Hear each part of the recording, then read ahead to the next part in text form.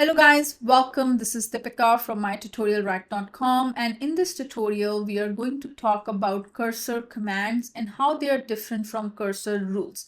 Now when we talked about cursor rules, they act behind the scene. You have to define them at one time, and if you have specified that these rules needs to be applied everywhere, then anytime you write a prompt, those rules will be enforced. Whereas cursor commands, you write these instructions in one file and then you can refer those files for every prompt rather than writing this huge prompt. And if you have repetitive instructions from multiple prompts, rather than writing that whole long prompt at one point, you can basically put those common instructions in these command file and refer that command file. So what do I mean by that is, for example, if you go to cursor here and if you say slash, okay, and here there is a option to create a command. So click on that create command. It will create a folder under .cursor. It's called as command folder. So if I'm going to go ahead and create a command here, and let's say we call it as Salesforce or SF command, and this will end with the .md notation. Okay, you can see here. And then what should be your instructions? It could be any kind of instructions. For example, these are some of the instructions I have written here. So I have provided these instructions from the code review checklist. Okay, so instruction is that code should do what it's supposed to do. Edge cases should be handled properly. Error handling should be appropriate. No obvious bugs or logic errors should be there.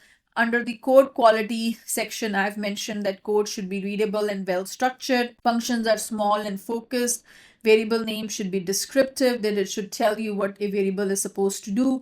No code duplication should happen. It should follow the project conventions. From security perspective, I've said no obvious security vulnerabilities should be there. Input validation should be present. Sensitive data is handled properly. No hard-coded secrets. Okay, so these are certain instructions I have given, and I have copied the exact instructions in this file as well. So I'm going to go ahead and copy the contents of this file and put it over here. Okay, so this is my instructions so these are my instructions that I have given. Now, anytime you write a prompt, okay, so here I can say this, I can refer this SF command file, and once I refer it and I can write a prompt, I can say create an Apex class that has a method which returns multiplication of two integers. Okay, so this is my prompt. So whatever you have written in this will be used as a context. Okay, so here I'm going to go ahead and enter it. So whatever the instructions you have given here, it will read those instructions as well. And then if there are any rules, they will also be applicable here. Okay, so you can see here the rules that you have created are also applied, because as per your rule, the naming convention should be det / the Apex class name. So that also has been taken care of.